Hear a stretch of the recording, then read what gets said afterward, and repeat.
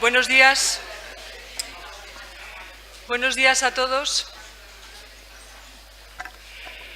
Bueno, después de una intensa jornada ayer, intensa e interesante yo creo, y de haber disfrutado de una tarde y una noche yo creo que muy agradable, ¿no? Visitando Sigüenza, que es una ciudad espectacular, ¿no? Para los que ya la conocemos, que siempre queremos volver, y los que no la conocéis, supongo que os habréis llevado una sorpresa muy agradable.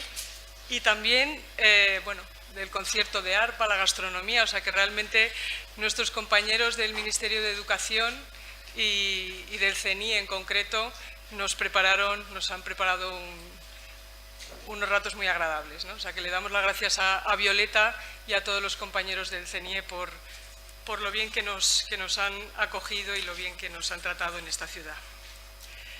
Hoy comenzamos este segundo día que, como sabéis, se ha organizado entre el Ministerio de este congreso que se ha organizado entre el Ministerio de Educación, Cultura y Deporte y el Ministerio de Empleo y Seguridad Social, concretándonos más en contenidos de racismo, xenofobia y otras formas de intolerancia.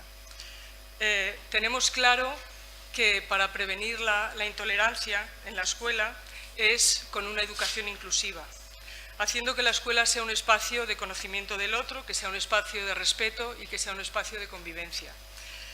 Pero para conseguir eso es necesario tener herramientas, es necesario tener conocimientos y tener una estrategia también, ¿no? para llevarlo a cabo, para alcanzar esos objetivos. Y por eso hoy queremos comenzar hablando de actuaciones educativas de éxito para superar la discriminación por origen racial o étnico, del proyecto Include. Y tenemos la suerte, la gran suerte y el honor de tener con nosotros a Ramón Flecha. Ramón Flecha, sabéis que es una eminencia, es un investigador en ciencias sociales que está reconocido en Europa y en todo el mundo y que ha hecho y sigue haciendo aportaciones sociológicas muy importantes, ¿no? Y en muchos ámbitos.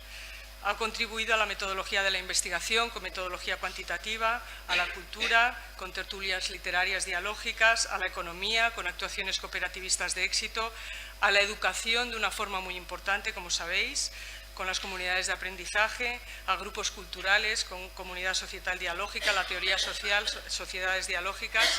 Su trabajo, obviamente, ha sido publicado en muchos idiomas, más de 12. Y es doctor honoris causa en la West University of Timisoara y también catedrático de Sociología de la Universidad de Barcelona. Actualmente, Ramón Flecha es el presidente del Grupo Experto de Evaluación de Metodologías para la evaluación interina y ex post del programa de investigación Horizonte 2020 de la Unión Europea, que sabéis que es un programa de investigación muy importante y además con unos requisitos bueno, pues para acceder a él muy serios. Él ha sido financiado por la Unión Europea en su programa marco de investigación en las distintas ediciones, lo cual realmente es un reto difícil de conseguir. El primer proyecto que dirigió del programa marco, en el programa marco número 5, fue Workalo, y la principal conclusión era, el proyecto se llamaba la creación de nuevas oportunidades ocupacionales para minorías culturales, el caso gitano. Y su principal conclusión fue aprobada por unanimidad por el Parlamento Europeo, ¿no? Con la significación que tiene esto, y dio origen a diversas políticas europeas y de los Estados miembros. El segundo proyecto, Include, que es del programa marco número 6, que es de estrategias para la inclusión y la cohesión social para la educación en Europa, fue el único en ciencias sociales y humanidades seleccionado por la Comisión Europea en su lista de las 10 investigaciones con más éxito.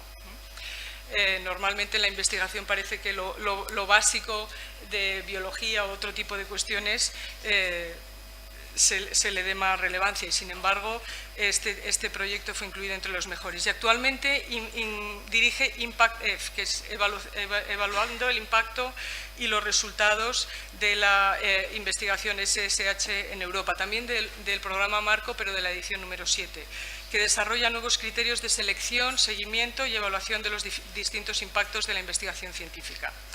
Sus trabajos científicos han sido publicados en revistas de primer nivel como Nature, Cambridge Journal of Education, Harvard Educational Review, Organization, Qualitative Inquiry, Current Sociology o Journal of Mixed Methods Research.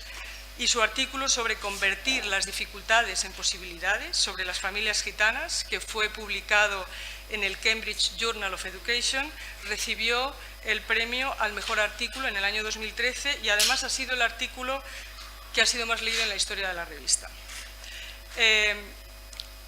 O sea que estamos súper contentos de tener a Ramón Flecha con nosotros aquí. Él ya dio la conferencia inaugural de clausura de la primera etapa del proyecto Frida, de formación para la prevención y detección del racismo y la xenofobia. Yo creo que todos aprendimos mucho y todos aprendemos mucho en todas las ocasiones en las que le vemos, y además es un gran motivador, que es algo que también nos importa en este caso, ¿no? para seguir trabajando. Ramón Flecha ha decidido estar hoy aquí con nosotros. Estamos muy contentos y le dejamos pues que ocupe los siguientes minutos. Tenemos una hora, al final nos dejará algo de tiempo para todas las inquietudes que queráis preguntarle o comentarle, o sea que si tenéis alguna cosa irla pensando. Y Ramón, cuando quieras, adelante. Muchísimas gracias.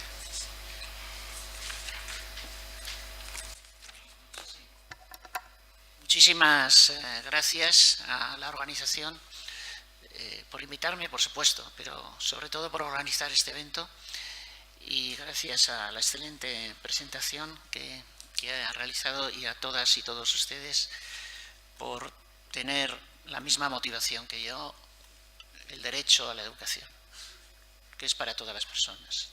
Todos los niños y niñas nacen con la misma sangre. Todos y todas tienen derecho a las mejores actuaciones que hay en el mundo para sus aulas, para sus patios. Precisamente de eso van las actuaciones educativas de éxito. ¿Qué objetivo tienen? Pues lo que, por ejemplo, una comunidad de aprendizaje que está saliendo ahora mucho en los medios de comunicación, Joaquín Ruyra, ha conseguido. Con 95% de muchísimas culturas, con un alumnado que cambia en una gran proporción, me hablaban de cerca del 30% cada año, porque muchos son itinerantes, en unas condiciones socioeconómicas muy desfavorecidas, aplicando actuaciones educativas de éxito, han logrado unos niveles, por ejemplo, en las cosas que se evalúan a nivel cuantitativo en las pruebas de diagnóstico, no superior a la media de Cataluña, como está saliendo en algunos medios, superior a la media de los colegios de más nivel socioeconómico de Cataluña. Y no solo en matemáticas o en lengua castellana o catalana, también en inglés. Están consiguiendo superar, lo han superado ya, al nivel de los colegios más caros de Barcelona. ¿Y por qué? Porque tienen derecho a lo mismo. No tienen derecho a menos. Y ese es nuestro objetivo. Que tengan lo mismo que queremos que tengan nuestros propios hijos e hijas. ¿Cuál es el objetivo? Superar la discriminación por origen de todos los niños y niñas. Y esa es la única motivación que tenemos con la investigación científica mundial sobre estos temas y con, en concreto, el proyecto de comunidades de aprendizaje en el que yo estoy implicado. No tiene ningún otro objetivo. Cuando tienes ese objetivo claro, ya sabes dos cosas. Una, que eso hay que hacerlo entre todos y todas. Si no se abren las puertas a toda la comunidad, es seguro que eso no se va a conseguir. Pero hay una segunda condición, que es la que más está costando que se entienda en algunos países como España. Y es, entre todos y todas, ¿hacer qué? Hacer las actuaciones educativas de éxito, que según la definición de la comunidad científica y por lo tanto también de la Comisión Europea, las actuaciones educativas de éxito son las que dan los mejores resultados, las mayores mejoras de resultados. No son buenas prácticas o las best practices las mejores. Son las que en cualquier tipo de contexto dan las mayores mejoras de resultados. ¿Según quién? Según la comunidad científica internacional. Si alguien tiene en su centro, en su barrio, en su pueblo, una actuación que cree que le da mucho éxito, tiene que hacer lo mismo que si alguien hace con su hijo o hija que tiene una enfermedad algún tratamiento que cree que tiene mucho éxito. Ponerlo a evaluación antes de proponerlo a los demás. ¿Y evaluación de quién? En las democracias solo hay alguien que está autorizado a eso, que son muchísimas personas, que es la comunidad científica internacional. El derecho a la salud está ya muy claro. Tienes derecho a la salud, tu hijo o tu hija tiene derecho a la salud, pensemos en nuestros hijos e hijas, si se cumplen dos condiciones. La primera, asistencia, que si le pasa hoy algo le podamos llevar a un centro hospitalario. Segunda, tener la seguridad que en ese centro le van a aplicar lo que, y aquí viene la clave, según la evaluación de la comunidad científica internacional de salud, da los mejores resultados. El derecho a la educación, tal como se hizo en los dos encuentros, se dijo en los dos encuentros del Parlamento Europeo sobre este tema, del 2009 y el 2011, implica también dos condiciones. Que nuestro niño o niña pueda asistir a un centro educativo. Pero la segunda condición es imprescindible, si no, no hay derecho a la educación. Y es que se encuentre en ese centro con la forma de organización del aula, con la forma de relación con familiares, con la forma de tratamiento de un conflicto que de todas las que hay en el mundo ha sido evaluada científicamente y publicada en las revistas educativas de Harvard, de Cambridge, etcétera, que es la que da los mejores resultados. En el fondo es muy fácil. Miras todo lo que hay, ves lo que está evaluado científicamente, lo que dice que da los mejores resultados y lo aplicas y ya obtienes lo mismo que el Joaquín Ruyra. Hay otra posibilidad, no hacerlo. Y entonces no tienes lo mismo que el Joaquín Ruyra. No hay más variables ahí. Otras variables no son determinantes. Luego hablaré de ello. ¿Resultados en qué? Un gran debate. En todo. Hay que sustituir las OS por las IS. ¿Qué nos preocupa más, los valores o las matemáticas? ¿Qué es esa O? Para nuestros hijos e hijas nos preocupan los valores y las matemáticas. Pues en todos los aprendizajes instrumentales, en todas las materias, en los valores, en las emociones y en algo muchísimo más importante que las emociones y muy olvidado en España, los sentimientos. Una actuación educativa de éxito solo es evaluada y definida como tal si logra los mejores resultados en todas estas dimensiones de la educación al mismo tiempo. ¿Y evaluada de qué manera?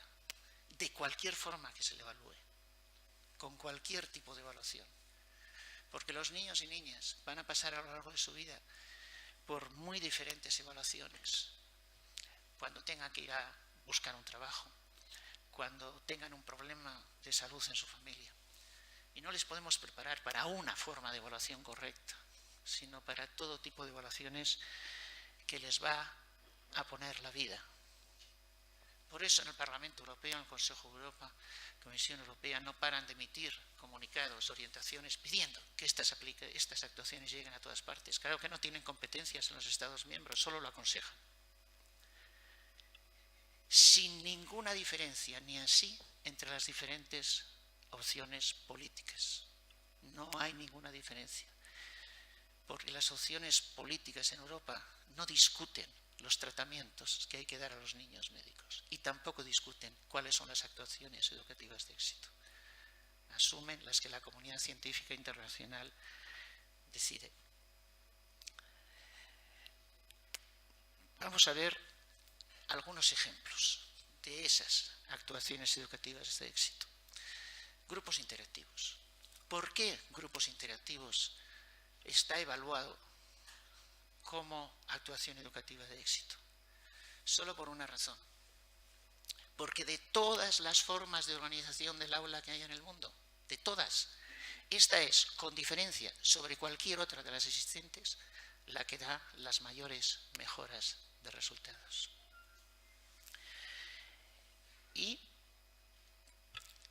¿Resultados en qué? En todo lo que he dicho, en todas las dimensiones. ¿Y por cuánto tiempo estará conceptuado a los grupos interactivos como actuación educativa de éxito? Hasta que aparezca otra forma de organización del aula que dé mejores resultados que esta. No otra más nueva, no vamos a hacer algo diferente a lo que hemos hecho toda la vida. No, no es este el objetivo. Los niños y niñas no son conejillos de indias. Cuando aparezca otra que dé mejores resultados, se borrará esta al día siguiente de actuación de éxito y se pondrá como actuación de éxito la nueva que aparezca porque da los mejores resultados. Ya avanzo que los grupos interactivos es todos los niños y niñas en el aula sin segregar a nadie, con educación inclusiva, como se ha dicho antes en la presentación. Pero para que sea inclusiva no basta que estén todos y todas en el mismo aula, sino que todos y todas estén disfrutando de las mejores actuaciones educativas que se conocen hoy en el mundo. Si no, no es inclusiva, si no es mezcla. Luego tengo una diapositiva sobre eso. Pero ¿cómo es posible con un 95% de inmigrantes de muchas culturas dentro de un aula? Fracaso seguro. No tenemos más que leer lo que dicen muchísima gente en España y también en algunos otros países y sale continuamente en la prensa. Al final he quitado, porque no se vea que parece que pongo un periódico u otro, sí, los puedo sacar de todos, pero 2 páginas de un periódico que sale mucho en España, 2 páginas enteras. Los expertos han sido consultados, dicen, estos expertos que salen en la prensa. Con más de un 10% de inmigrantes el nivel baja. Por favor, ¿cómo se puede decir esa barbaridad? ¿De dónde se lo sacan? Preguntárselo, por favor. ¿De dónde os sacáis esas cifras? Pero ¿cómo se puede decir algo tan erróneo desde el punto de vista, disfrazándolo de pedagogía de expertos? Pues no, es falso. Con el 95% el nivel sube. No es verdad. En Harvard, que son inteligentes, tienen una oficina en cada una de sus facultades destinada a lograr la máxima diversidad posible dentro de cada una de las aulas. Hasta tal punto de que hace ya casi 30 años tuvieron un problema. Y es que cuando querían matricular en Harvard a un chico que habían expulsado del instituto, que no había acabado la high school, les decía, sin mi pandilla no voy a ningún sitio. Por eso crearon este programa, POSE, P-O-S-S, por el cual cuando un pandillero que le han echado del instituto no quiere ir a Harvard porque sin pandilla no va a ningún sitio, matriculan a toda la pandilla. ¿Y por qué hacen eso? Porque son inteligentes, porque quieren excelencia para todos y todas. Y dicen, todos los grupos humanos del futuro van a ser heterogéneos. En cualquier empresa va a haber trabajadores y trabajadoras con muy diferentes orígenes, culturas, lenguas, religiones, ideologías, opciones sexuales. Solo podemos educar en excelencia a las personas capaces de vivir bien en esos grupos humanos y liderarlos, que es lo que ellos quieren. Si desde el kindergarten, desde el parvulario, tienen dentro del aula la misma heterogeneidad que se van a encontrar el día de mañana. Cuando explico estas cosas a gente que no es de educación, me dicen, claro, evidente, sí, has descubierto la pólvora. No, sí, no he descubierto nada, solo copio lo que hay. En uno de los premios que me han dado de educación por comunidades de aprendizaje, vino mi hermano, ingeniero, y dice, Ramoncho, ¿por qué te han dado el premio? Porque dices que hay que aplicar lo que está demostrado científicamente y dar los mejores resultados. ¿Y porque dices que si lo hacéis todos a la vez funciona mejor? Dice, pues vaya fácil que es lograr un premio. Sí, reconozco que estoy diciendo, en fin, no es nada, no es saber cómo haber descubierto la penicilina, es una cosa mucho más fácil de hacer. Claro, por ejemplo, grupos interactivos. Este es de un colegio que se habla mucho, Montserrat, de Terrassa. Pues claro, sí, pues había sido inmigrante, no esta, porque esta es una que nos deja fotografiarlo, la madre de la que hablo, ¿no? Esta es más joven, es una hermana de otra niña. Había sido inmigrante en Irlanda y dominaba el inglés con mucho mejor acento que yo. Pues ¿por qué no incluirlo dentro del aula, dentro de grupos interactivos? Al mismo tiempo estamos superando el racismo, la visión de que una mujer que viene del sur, con velo, pues se supone que... Y al mismo tiempo estamos mejorando los resultados, en este caso en inglés. Ahora vamos a ver un poco más sistematizadamente, pero rápido por el tiempo, por qué da los mejores resultados grupos interactivos. Por ejemplo, en aprendizajes instrumentales, porque quienes estamos aquí sabemos que cuando mejor aprendemos una cosa no es cuando nos la explican, sino que es cuando la tenemos que explicar. Y ahí los niños y niñas se están explicando continuamente las cosas. Por supuesto, los grupos que se forman son heterogéneos, porque si no, no logramos la excelencia. Porque cuando tenemos a alguien avanzado que va por delante y queremos que no solo sea avanzado, sino que sea excelente, el mejor recurso que tenemos para hacerlo es los demás niños y niñas. El mejor recurso que hay para la educación son los niños y niñas, no es ningún recurso material. Y si le privamos de la posibilidad de explicarle a ese niño con muchas dificultades, le privamos del esfuerzo que es imprescindible para el desarrollo de la inteligencia académica, del aprender a aprender. Porque en valores, por una cosa que sabemos todos y todas, y es que los niños y niñas no aprenden tanto lo que les decimos como lo que hacemos en valores. Entonces, una escuela que educa en valores no es una escuela que tiene programas de educación en valores. No es una escuela que habla de valores, no. Es una escuela que transforma toda su actividad, incluido el aula, de acuerdo con aquellos valores en los que quiere educar. ¿Y por qué en emociones y sentimientos? Por lo mismo. Porque no educa mejor en emociones. Sentimientos no sé si hablar, porque total, en España se hace tan poco de educación de los sentimientos, pero una escuela que tiene talleres de educación emocional y programas de educación emocional, bueno, si no están basados en evidencias científicas, como pasa con la mayoría en España, son de destrucción emocional, sino una escuela que transforma toda su actividad de acuerdo con las emociones en las que pretende educar. Por lo tanto, no existe todavía en el mundo ninguna forma de organización del aula que sea mejor que esta, que dé mejores resultados. Pero pasa, hay que tener en cuenta la fuente de donde sacamos la información. ¿Llevaríais a vuestros hijos e hijas a un médico, a un hospital, que saque la información de salud de un sitio diferente a las fuentes científicas internacionales? ¿Que la saque de la prensa? ¿Que la saque de conferenciantes divertidos o interesantes? ¿Que la saque de tertulianos de televisión? Indudablemente no. Por eso, cada vez más familias no quieren llevar a sus hijos e hijas en la escuela donde los proyectos que allí se hagan no aparezcan en las bases científicas internacionales evaluadas como tal. Os invito a que ahora mismo entréis desde el ordenador, si queréis, en alguna escuela de Inglaterra, por ejemplo. No solo están allí todas sus evaluaciones, las cuantitativas, los informes de la inspección, abiertas a cualquier ciudadano o ciudadana, incluidos nosotros y nosotras, sino que veréis que cuando quieren introducir un nuevo proyecto, una nueva actuación, primero envían a todas las familias un documento con las revistas científicas internacionales en las que ha sido publicada la evaluación de ese proyecto.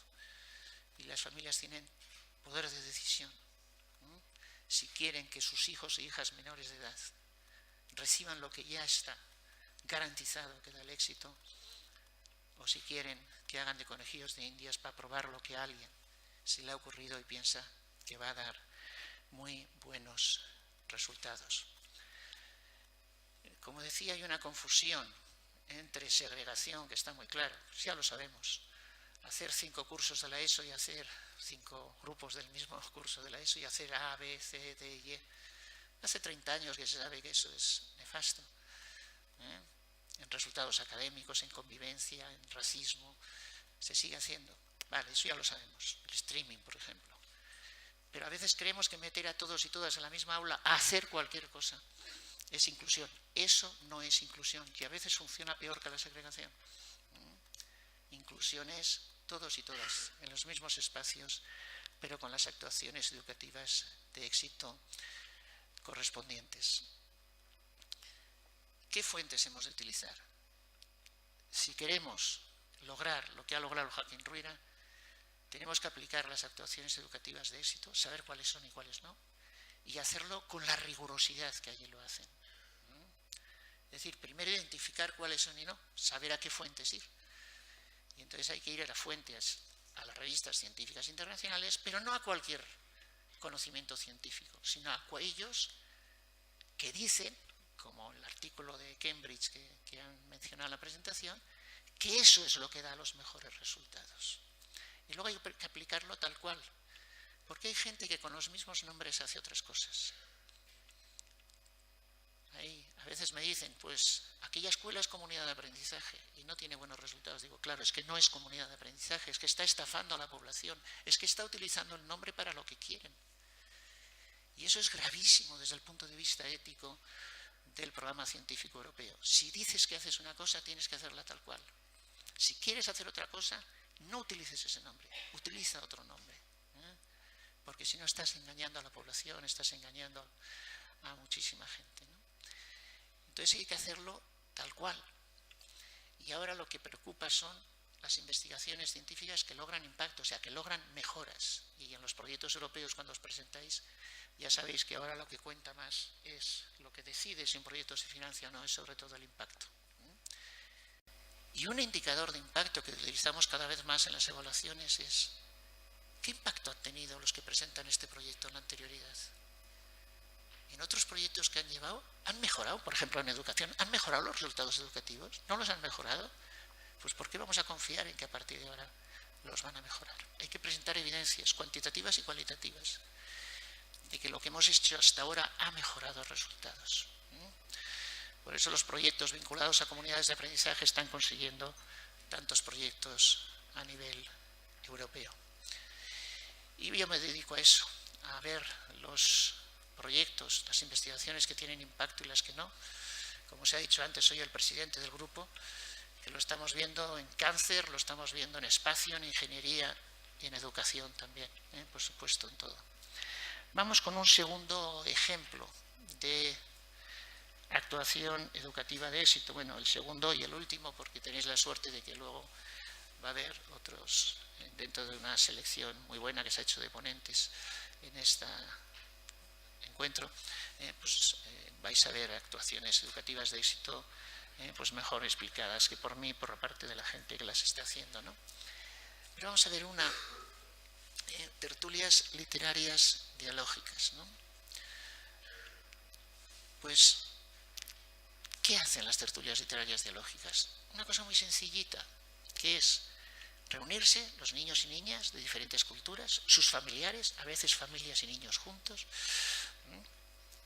sin ninguna discriminación, también con necesidades educativas especiales, todos juntos. Escoger uno de los mejores creaciones literarias de la humanidad, sea Las Mil y Una Noches, el Ramayana, la Eneida, la Odisea, el Quijote, leerlo en casa y luego discutirlo o comentarlo en la propia clase. Crea una convivencia extraordinaria. Estas son fotos de Cambridge, porque en los colegios más de élite de Cambridge se están haciendo exactamente las mismas actuaciones de éxito y de la misma manera que en favelas no pacificadas de Río de Janeiro. Se ha acabado la disculpa del contextualismo. Eso de que en este contexto funciona esto y en este contexto funciona lo otro. Eso no solo es falso, sino que es la garantía de no lograr el éxito en la superación de la discriminación. Se están haciendo con exactamente lo mismo y con los mismos libros y con el mismo tipo de debate. Desgraciadamente, al final lo he puesto, desgraciadamente en España se sigue diciendo que los resultados dependen del nivel socioeconómico, de la diversidad de inmigración y de el bagaje cultural del padre y sobre todo de la madre. Pero no solo es grave eso, que se diga eso, bueno, es igual, lo voy a poner, da igual, sino que se dice que eso lo dice PISA, o lo dicen las estadísticas internacionales. Y la gente se va a PISA para intentar deducir qué es lo que tiene que hacer para mejorar la educación. Pero qué barbaridad. Si PISA solo establece correlaciones, no establece ninguna relación causal. Todo eso es falso. PISA no dice que los resultados dependen del nivel socioeconómico y mucho menos de la titulación del padre o de la madre. Son correlaciones, no son relaciones causales. Y todo eso viene de un error que se cita bastante en España, el informe Coleman, y a lo mejor lo habéis estudiado. 1966, cuidado, hecho por un experto. Era un informe de un experto, no es una publicación científica, es un gobierno que encarga a un experto un informe. En aquel momento era 1966 y lo que se trataba es de eliminar aquellas ayudas económicas que se habían hecho a la educación de los negros para que tuvieran las mismas escuelas que los blancos, ¿no? Y entonces va Coleman y hace lo que le pedían, decir que la educación no cambia nada, que los pobres fracasan y los ricos triunfan y ya está.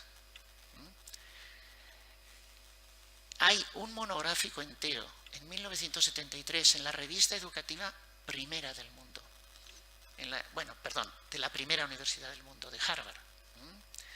En el año 73, demostrando los errores estadísticos elementales que había cometido Coleman, demostrando que eso no es científico y que no había servido más que para justificar recortes en educación, etcétera, etcétera.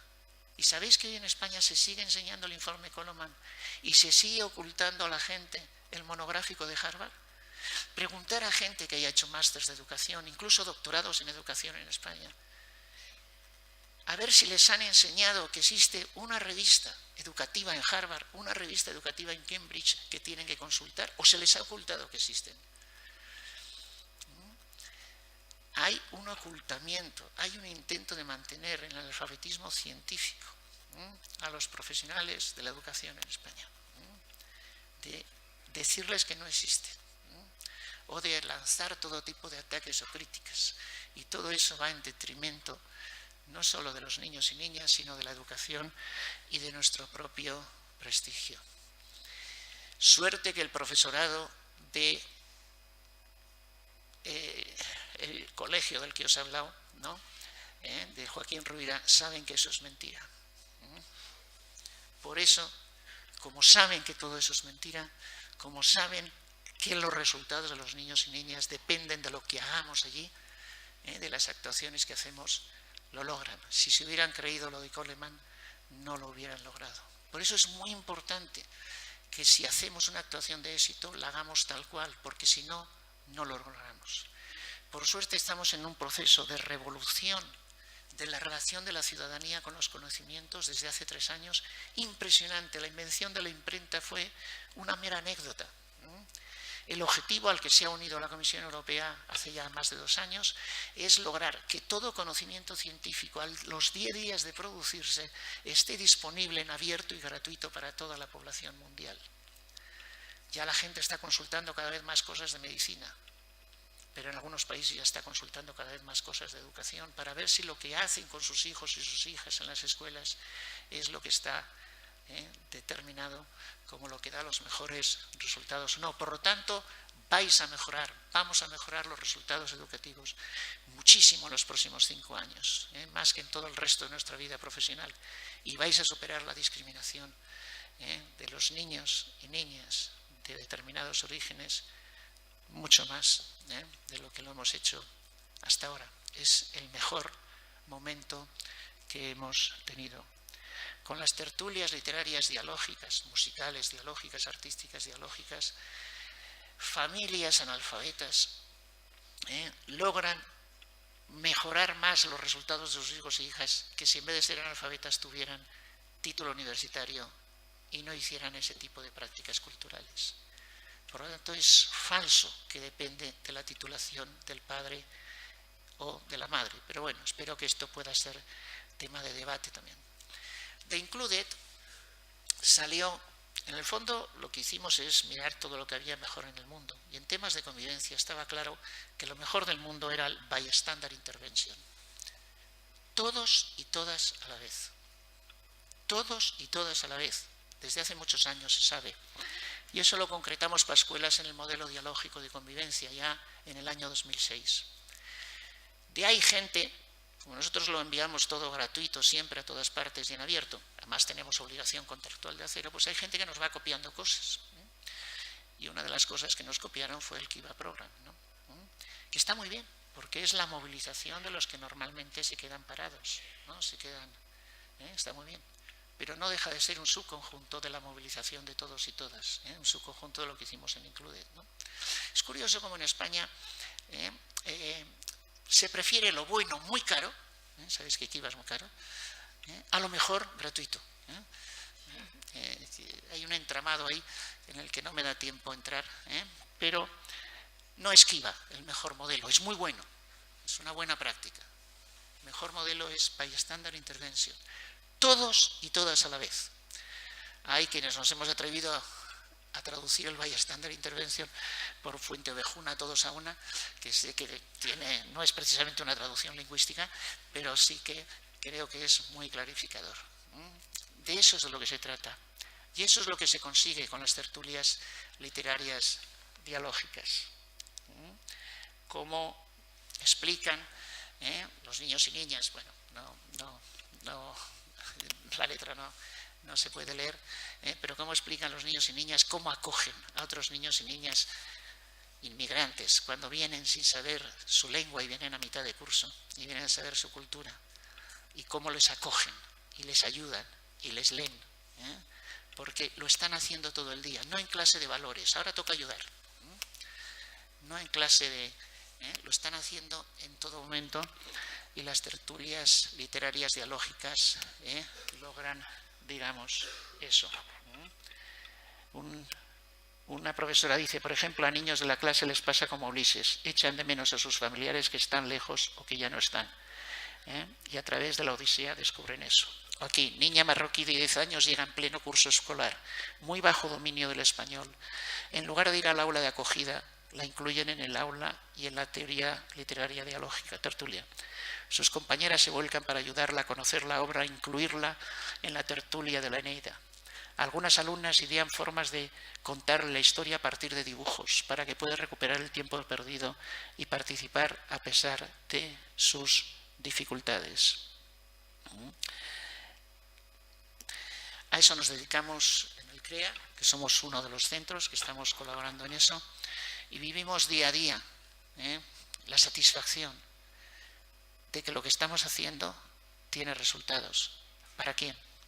Para todos los niños y niñas. Nosotros y nosotras también somos gentes de diferentes culturas, de diferentes religiones, de diferentes orígenes. Tenemos incluso un grupo interreligioso de 7 religiones distintas, de diferentes disciplinas, imprescindible. ¿Qué es eso de psicología, sociología, neurociencia? Todos y todas a la vez. Logrando la diversidad entre nosotros y nosotras, logramos también convertir la diversidad en excelencia en los proyectos que presentamos, y con esto acabo, y logramos éxitos como este.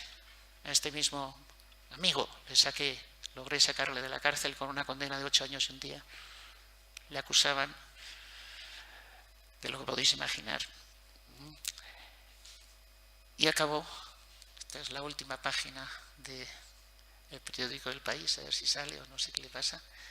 Acabó dando cursos para explicar la diferencia entre ser gitano y ser traficante de drogas, que hay gente que no lo acaba de entender. Y he vuelto a poner este ejemplo, que hace años que no lo pongo, porque anteayer, mientras yo ya empezaba otro viaje, me llegó la noticia de que su hija, de la que hablo en el libro Compartiendo Palabras, ha aprobado la prueba de mayores de 25 años. Muchas gracias.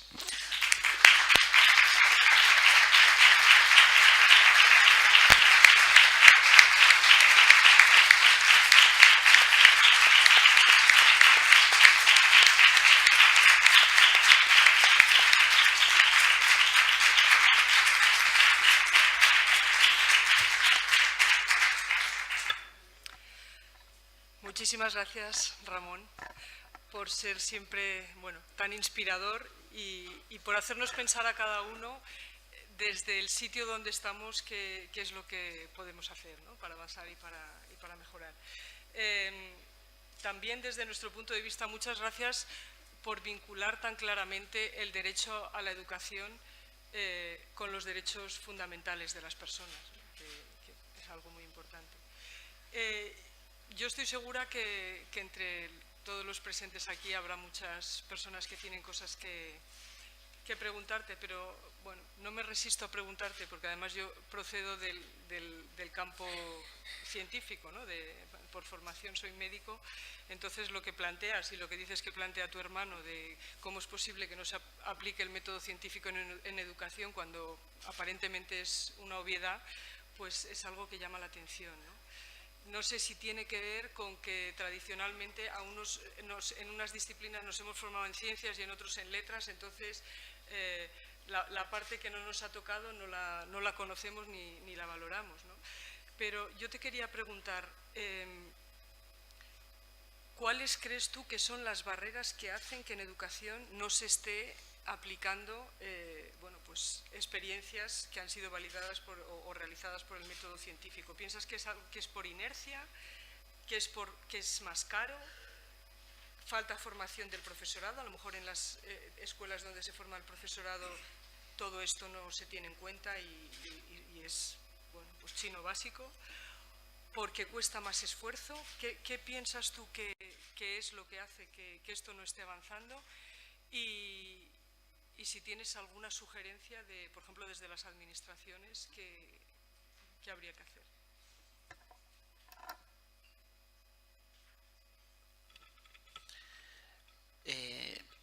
Bueno, yo como científico tengo la obligación de decir la verdad, o la que creo que es verdad. O sea, porque toda verdad es provisional hasta que se demuestre lo contrario, ¿no? Empiezo con un ejemplo. Hay comunidades de aprendizaje, como el Joaquín Ruyra y otras, que no paran de recibir llamadas, presiones, amenazas, para que se incorporen a determinados proyectos educativos que salen mucho en la prensa. Y en concreto, ya a una de ellas, no digo si el que he puesto o no, ya la semana pasada le decían, ¿y qué diferencia hay entre lo que hacéis y tal cosa? Dice que esa tal cosa es vender humo y comunidades de aprendizaje se basan en evidencias científicas internacionales. Es decir, primero ha sido la universidad, ya contestando. Las universidades españolas han tenido una estructura feudal hasta ahora, con unos catedráticos que eran los que mandaban en cada área de conocimiento, distribuidos por áreas de conocimiento, que les podéis buscar en bases de datos internacionales y veréis que simplemente no salen. O sea, nada de lo que dicen es científico. Nada. O sea, nada está avalado científicamente. No todos, pero en educación, en sociología, etcétera, eso ha sido así. La única forma de mantener su autoridad era organizando la formación del profesorado, no digo en las escuelas de magisterio, digo en todo, organizando de forma que no pudieran acceder a las bases científicas. Aunque se esté grabando, tengo la obligación de decir la verdad. Yo en el 86 entré a la universidad, inocentemente les enseñé a manejar los CD-ROOMs a mis alumnos, entonces no teníamos internet, para que consultaran las bases de datos internacionales. Empezaron a consultar todo lo que se estaba enseñando, Ausubel, no sé qué, y veían que no era científico. Me lo prohibieron, me amenazaron con echarme y me prohibieron así entrar al aula de informática. La única forma de mantener las actuaciones de fracaso en que ha estado organizado el sistema educativo español y la formación del profesorado, ¿no?, para mantener, lo voy a decir, los negocios de estos catedráticos, era esta. Ahora, por suerte, nos ha llegado un sistema meritocrático, que no me da tiempo a explicar aquí, en el cual ya no tenemos los catedráticos el dedo para decir quién entra y quién no entra, y por lo tanto está cambiando y tenemos gente buenísima ahora en la universidad. No los famosos, no los que sigue el profesorado. Si entramos en Twitter, a los que más sigue el profesorado es a los ocurrentes, es a estos de antes. Y luego a eso se han añadido los proyectos educativos innovadores, que en estos momentos hay más proyectos educativos innovadores en España que crecipelos en el siglo XIX. Que casi ninguno puede demostrar, muy pocos pueden demostrar las mejoras de resultados que están consiguiendo, de forma que sean evaluados científicamente. Pero esto se ha superado, ya está. Ahora entramos en Internet, ahora nuestros hijos e hijas van a Erasmus, ven otras cosas, y ahora ya se sabe que lo que cuenta es que esté avalado científicamente. Todavía no sabemos lo que es. Hay gente que dice, esto es modelo Harvard porque sigue inteligencias múltiples. Por favor, que la enseñanza de Harvard no se basa en inteligencias múltiples. O sea, todavía no se sabe exactamente lo que es, ¿no? Pero, por lo menos, ahora ya se sabe que tiene que ser científico, que tiene que ser internacional. Y la estructura feudal de las universidades españolas no solo ha generado malos resultados educativos en el sistema, sino que ha generado un acoso sexual extraordinario y una impunidad ante ese acoso sexual y una ley del silencio. Os invito a que veáis documentos el martes en televisión, el próximo martes, para que veáis la enorme ley del silencio que hay y los ataques. Yo he recibido amenazas de muerte a las 3 de la mañana a los pocos que nos hemos atrevido a denunciar y apoyar a las víctimas. Ahí ha estado la base. Mirar lo que hemos aplicado en las escuelas y veréis detrás de cada cosa, por ejemplo de Ausubel, veréis un gran catedrático muy famoso que ha vivido muy bien a costa del fracaso de los demás. ¿He sido poco claro?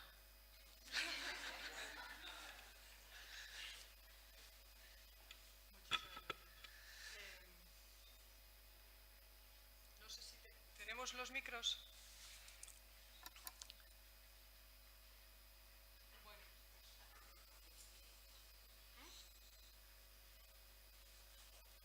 ¿Tenéis alguna pregunta? A ver, ahí tenemos una pregunta. Lo que no sé si tenemos un micro. Si no tenemos micro, ¿te acercas aquí? Ah, ya viene, ya viene.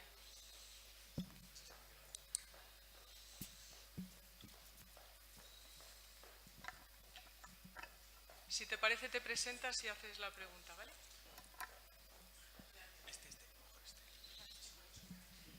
Hola.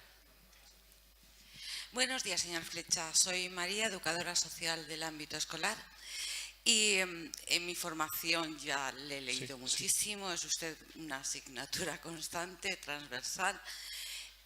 Para usted no es una pregunta concreta, pero sí que quiero decir que a su lado debería estar el ministro de Educación y que pudiesen ustedes entablar un debate o que le pueda justificar por qué usted no tiene razón y por qué en España no se está utilizando el sistema educativo pedagógico que están utilizando ustedes, y darle las gracias por toda su aportación que hace, no solamente a los docentes, sino a los educadores sociales también.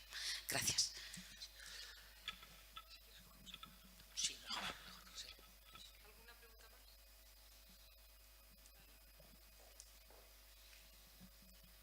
Buenos días. En varias ocasiones ha hablado usted de la diferencia entre educar las emociones y educar los sentimientos. Me gustaría si podía extenderse un poquito más en eso. Gracias. Me dice que responda a estas dos, o una más, tres. Sí. Buenos días.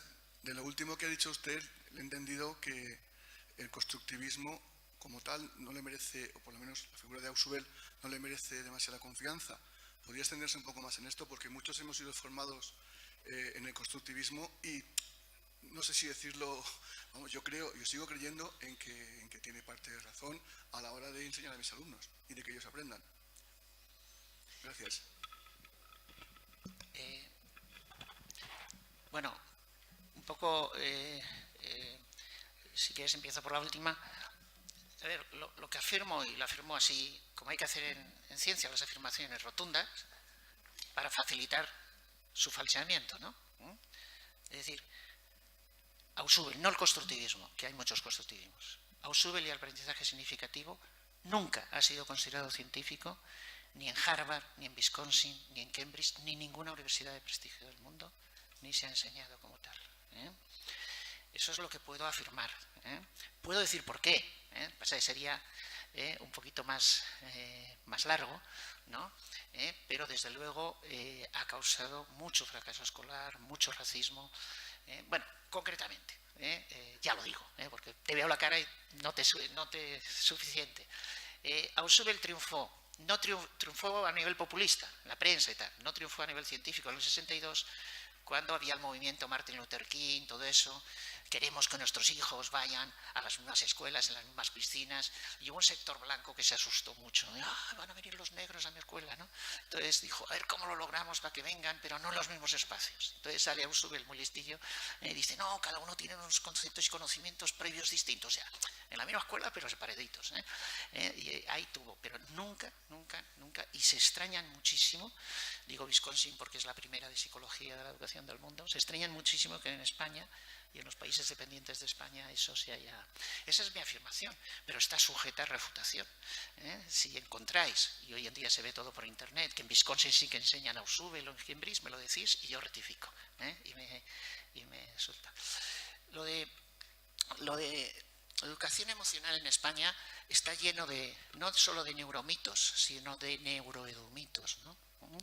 Es decir, hay muy poca educación en España que cuando habla del cerebro y aquello del izquierdo y el derecho, muy pocos formadores de esos han leído nada de Kandel o de los premios Nobel de la ciencia, porque sabrían que eso es mentira, ¿no? Y entonces uno de los defectos, en parte por un problema de traducción, es que han centrado el problema en las emociones, cuando los sentimientos son mucho más importantes. Por ejemplo, el sentimiento de amistad en las primeras edades de la vida es decisivo en la vida profesional y afectiva de todo el mundo, ¿no? Y entonces educar en la amistad es fundamental, y en estos momentos, yo lo he repasado, desde principios del siglo XX, 1900 y pico, cuando menos se ha hablado de educación de amistad en España ha sido en los 15 últimos años, cuando llegó la moda de educación emocional, ¿no?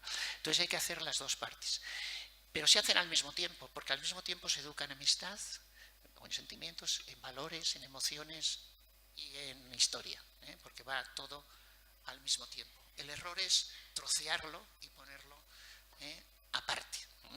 Es decir, cuando una niña viene a los 10 años de Marruecos sin saber castellano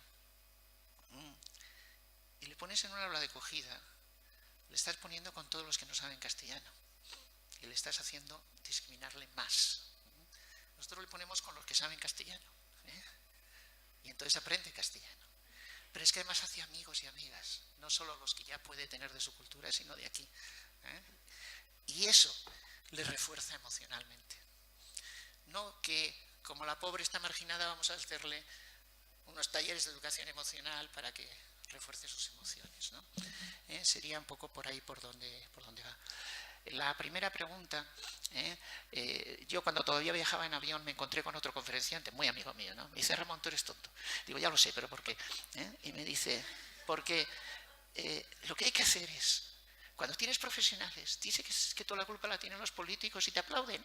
Y cuando estás con los políticos dices que son los profesionales y te aplauden, y tú lo haces al revés. Es decir, si no se aplican actuaciones educativas de éxito en España, no es por los políticos y políticas. Te podría poner ejemplos muy concretos de ningún partido político. Es por lo que he explicado antes, porque ha habido un lobby muy determinado y muy unido entre ellos y ellas, ¿no? Que han hecho un negocio impresionante. O sea, a mí cuando me invitaban hace años, toda la formación, me invitaban a estrellas Michelin y tal, yo no me encontraba allí a la Madre Superiora en ningún convento, yo me encontraba a los que seguís en Twitter, a los que seguís, ¿no? A esos que a veces los políticos nos decían, no, ya sabemos que no tal, pero la gente le aplaude y viene, ¿no? Y como la formación del profesorado se medía por encuestas de satisfacción, pues incluso algún futbolista famoso cobraba 8.000 euros por conferencia, etcétera, ¿no? Entonces, a ver, los políticos y políticas de cualquier partido político quieren que haya mejora de resultados, porque eso luego ahora no es como antes, ahora sale en la prensa. Y entonces el tema está en nosotros. Bueno, pues lo digo más claro. Cuando dejéis de seguir y de aplaudir y de valorar a conferenciantes, a tertulianos que no tienen ninguna base científica, el ministro y los consejeros y todos aplicarán esas cosas.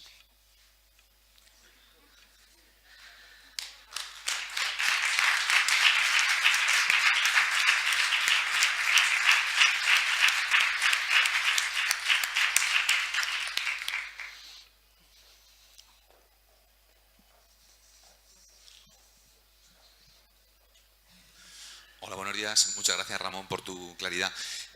Yo trabajo en Castilla-La Mancha, por circunstancias estoy ahora mismo en la Administración y la semana pasada tuvimos el primer encuentro o jornada entre centros, comunidades de aprendizaje aquí en Castilla-La Mancha y una de las cuestiones que salió era si desde la Administración, dentro de las actuaciones educativas de éxito, se recomendaba o no la utilización del libro de texto o bien utilizar otro tipo de materiales, también no solo por el tema pedagógico, sino por el componente de desigualdad que también suponen determinados centros.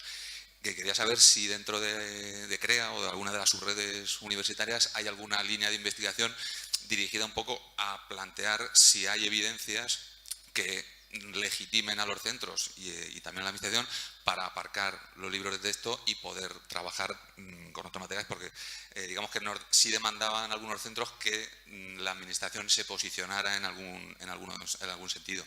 Quería saber un poco, pues, no sé si tu opinión personal, que imagino que la darás en relación a las evidencias, o si hay alguna línea de investigación abierta en este sentido. Muchas gracias.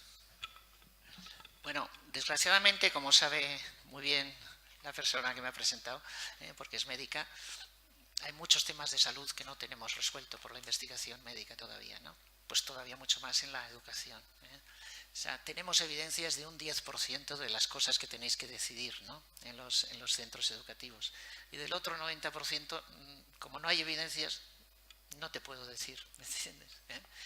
Es decir, sí que hay evidencias de que con libro de texto y libro de texto, de las dos formas se puede lograr éxito o fracaso. O sea, no es como grupos interactivos. Si no haces grupos interactivos, el éxito no lo vas a lograr, ¿no? En cambio, eso no. Entonces, no te puedo contestar porque es como si le preguntas a ella a ver si hay una vacuna efectiva contra el SIDA. Todavía no la tenemos, o sea que no lo sabemos. Y entonces, desgraciadamente, yo lo he señalado y creo que en alguna revista sí, precisamente de Castilla-La Mancha, ¿no? Por aquella polémica de deberes sí, deberes no, ¿no? No hay ninguna evidencia científica de que una cosa sea mejor que otra, ¿no? Y esos que dicen que los deberes generan estrés y que hay que enseñar a aburrirse no tienen, vamos, ni idea. Quiero decir, no, de lo que sí me quejo, y me quejo constantemente, ¿no? en artículos, es que en España nos gustan las polémicas, ¿no? de las cosas sobre las que no hay evidencias. Sobre las cosas que no hay evidencias, cada uno que haga lo que quiera. Pues no hay evidencias. Y en cambio eso es lo que nos gusta. Y además nos encanta, ¿no? Poner una cosa a la izquierda y otra a la derecha. Es igual, puede ser al revés. Y entonces ya nos divertimos. No, por favor, hagamos polémicas sobre los temas en los que hay evidencias y no esto porque destroza un poco el éxito educativo.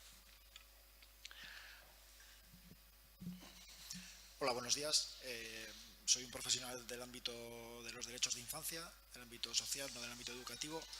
Quería preguntarle sobre el comienzo de su exposición, en el que hablaba de que todos los niños y las niñas tienen derecho a una educación y la superación de las desigualdades, y si podía incidir un poco más en la teoría esta que se habla en determinados círculos ahora de que las personas o los niños y las niñas de origen socioeconómico más complicado tienen más dificultades de aprendizaje y de éxito educativo, ¿no? Bueno, respecto al primer problema, las cosas están muy claras. Para eso de lo que soy chair, ¿no? de la investigación científica europea, hemos hecho, pero aprobado por la Comisión Europea, no por los investigadores, los indicadores de impacto social. Y eso es para todas las ciencias, para todo, para la medicina, para todo. Y los hemos agrupado, está publicado en la web, en abierto, los hemos agrupado en 4 partes. Y entonces, una de las 4 partes son derechos fundamentales, precisamente, como ya he dicho. O sea, tenemos que contribuir desde todas las ciencias a los derechos fundamentales, ¿no? Y un derecho fundamental del que dependen en gran parte los demás es el de la educación. Y eso está a ese nivel como muy claro, ¿no? El atribuir dificultades a los que son pobres aumenta sus dificultades. O sea, ellos nacen con las mismas posibilidades cuando nacen que nuestros hijos e hijas. Los que tenemos dificultades somos nosotros con ellos. Las instituciones no estamos preparadas, digamos, para aprovechar esas dificultades. Y entonces, claro que hay que dedicar más recursos, pero no es porque ellos nazcan con unos genes distintos o un cerebro distinto. Es porque tenemos que, ¿no?, cambiar lo que hemos venido haciendo a lo largo de la historia con ellos y ellas y les ha llevado a ese fracaso. De todas formas, antes a una pregunta que me he dejado de si es más caro aplicar la ciencia, no es más caro. El Joaquín Ruyra cuesta exactamente igual que cualquier otro colegio que les está llevando al fracaso a los inmigrantes, y llevar a los inmigrantes al fracaso es generar racismo, porque es generar la idea de que están menos preparados. No es más caro, al contrario, es más barato, y lo tenemos calculado, lo tenemos publicado. Es más barato en el sentido de que, de estos cálculos, de que al tener más niños y niñas con el mismo presupuesto, pues el precio por unidad baja, y luego también las consecuencias a lo largo de la vida que eso tiene. Hola, buenos días. Yo quería hablarle desde el ámbito de la formación permanente del profesorado. Estamos trabajando, yo hablo exactamente desde Castilla y León, estamos trabajando con toda la rigurosidad que podemos, tratando los temas con evidencias y trabajando con la universidad. Sin embargo, el tema del impacto de la formación del profesorado, de cómo llega esta formación profesorado al aula, la mejora de la inclusividad de los chavales, a todo esto que estamos hablando es nuestra tarea pendiente, es el día a día de cómo lo hacemos, cómo lo abordamos, cómo lo podemos hacer lo mejor posible. Me gustaría conocer su opinión desde la globalidad, desde las evidencias y desde el conocimiento un poco más amplio del que nosotros podamos tener. Muchas gracias. Gracias. Si os parece, vamos a coger las dos últimas preguntas que hay aquí delante y ya vamos a cerrar la mesa porque podríamos estar toda la mañana, pero tenemos que dar paso a las siguientes mesas. Bueno, muchas gracias. Yo tenía una pregunta porque tengo bastante curiosidad en saber cómo se articulan las tertulias literarias y los grupos interactivos cuando se trata de orientación sexual y de identidad de género. Soy Alfonso Lara de FELGTB, de la Federación Estatal de Lesbianas, Gays, Transexuales y Bisexuales, y me preocupa especialmente también la prevención del acoso LGTB. Quiero decir, ¿qué evidencias científicas hay a la hora de aplicar, si se aplican realmente estas tertulias? O hablaba antes de textos que están relacionados con diversidad cultural, pero me gustaría saber si eso también tiene otras connotaciones en otras áreas. Muchísimas gracias. Con esto cerramos y luego en el café tendréis oportunidad de abordar de nuevo, Ramón. Buenos días, Ramón. Muchas gracias por tu presentación. Yo soy Jesús Migallón, soy activista he trabajado desde siempre en el ámbito de la lucha contra el racismo y la xenofobia. Conozco un poco menos de las cuestiones más educativas, pero tenía una pregunta, tenía varias cosas para preguntarte, pero voy a ceñirme solo a una, y también con rotundidad, como tú decías, ¿no? ¿Por qué estas iniciativas, estas experiencias educativas de éxito se desarrollan en unos centros educativos y no en otros? La cuestión es, ¿quién tiene la capacidad para decidir que estas iniciativas las quieren desarrollar? ¿El equipo directivo de centro? ¿La comunidad educativa?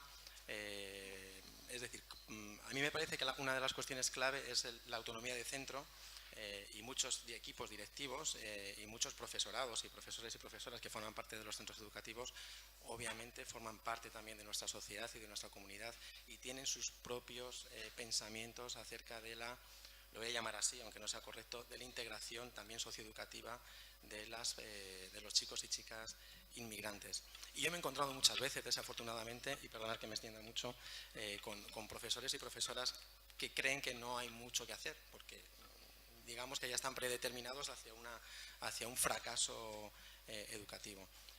No es que en estos centros que desarrollan las iniciativas el profesorado, bien por formación o bien por su compromiso, se lo creen y entonces quieren luchar, porque no es tan sencillo. Yo conozco las complejidades para poner en marcha alguna de estas iniciativas con la inspección educativa, etcétera, etcétera. No es, lo has dicho que es algo sencillo, pero creo que hay muchas complejidades para desarrollarlo. ¿No forma parte también de esa capacidad del propio centro para decidir? Perdón por la... Sí, gracias. Empiezo por la última y lo digo muy claro.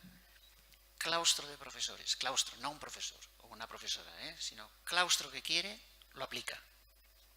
No hay administración, no hay familias, no hay nadie que lo impida, lo aplica. Por lo tanto, depende de que el profesorado quiera o no quiera aplicarlo. Cómo ha sido formado, y no digo solo la formación, el ruido que se genera, los ataques, ¿no? Las calumnias, etcétera, pues eso provoca pues que a veces el profesorado no quiera, digamos, pero es solo del profesorado, depende, no depende absolutamente de nada más. Y cuando lo aplica bien, claro, si empieza a hacer ocurrencias, que a veces pasa, ya la liamos, pero si lo aplica bien, mejora los resultados y encuentra una gran satisfacción. Tenemos indicadores recogidos que vamos a publicar de mejora de la salud del profesorado que aplica actuaciones educativas de éxito. Bueno, no es ningún descubrimiento. Hace años que saben los de salud que cuando trabajas bien y a gusto y con ilusión, mejora tu salud. Y además, todo profesor o profesora cuando se encuentra un alumno de hace 10 años y le va bien, se alegra. O sea que esa motivación está. Pero en estos momentos esa es la cuestión, ¿no? Identidad de género. Claro, tertulias literarias dialógicas, las literarias, ¿no? Son de literatura, pero en literatura sale todo. Y sale la diversidad, porque además luego discuten. Y sale la diversidad como algo normal de todo tipo. Y la de identidad de género también sale, pero de una forma muy natural.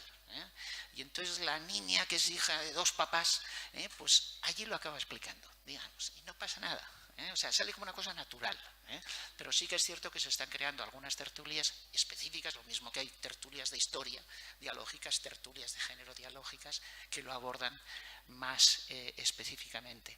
Pero también a través de la literatura, una forma muy natural, que salga, pues que cada uno y cada una es como es y que todo el mundo tiene derecho a los mismos recursos. Formación permanente. De por qué la educación en Finlandia tiene buenos resultados, que tampoco tanto, todo lo que se dice en España es que es alucinante, solo por 2 razones. Porque en el año 85 decidieron 2 cosas. Una, que lo que se aplica dentro de las aulas tiene que justificarse por las publicaciones científicas internacionales. Y segunda, y más importante, toda la formación permanente se tiene que basar en evidencias científicas internacionales, ¿no? Y esa es la causa. Los que van 15 días no se equivocan, y no digamos los documentales de televisión, no me da tiempo a hablar, pero es eso. Entonces, si la formación permanente se va a evaluar, seguro que se va a evaluar, porque no hay otro remedio, es internacionalmente, por la mejora de resultados que provoca en los niños y niñas donde ese profesorado que se formaba. Es que hay una diferencia entre diseminación, que es darlo a conocer, aquello de que vengan 2 y se lo expliquen a los demás. Eso no es impacto, eso es diseminación. Luego viene la transferencia, y es que quienes lo han conocido, porque se les ha diseminado, lo apliquen. Eso no es impacto, porque según lo que les hayan explicado, el impacto es negativo, empeoran los resultados, por ejemplo, lo suben, ¿no? Entonces, lo tercero es el impacto. Se necesita diseminación, explicárselo a los demás que no han ido a la formación, se necesita transferencia, que lo apliquen, pero ese no es el objetivo de la formación. El objetivo de la formación es que todos los niños y niñas mejoren en convivencia, mejoren en resultados. Y esa es la única evaluación que realmente interesa y es la de fondo y es la única que puede mejorar a través de la formación los resultados de los niños y niñas. Claro, cuando la formación se evalúa en encuestas de satisfacción, pues ya se sabe, hay formadores que dicen lo que la gente quiere oír, o cuentan muchos chistes y sacan mucha puntuación, pero eso empeora los resultados del profesorado. Entonces, quien quiera organizar una formación permanente, que mejore los resultados, está todo inventado, está todo publicado, que lo base en las evidencias científicas, no cualesquiera, sino aquellas que demuestran que mejoran los resultados y mejorarán los resultados, y entonces se valorará mucho más por parte de la sociedad y por tanto de los gobiernos la formación permanente, porque se verá que mejora los resultados. Muchas gracias por todos, por todo.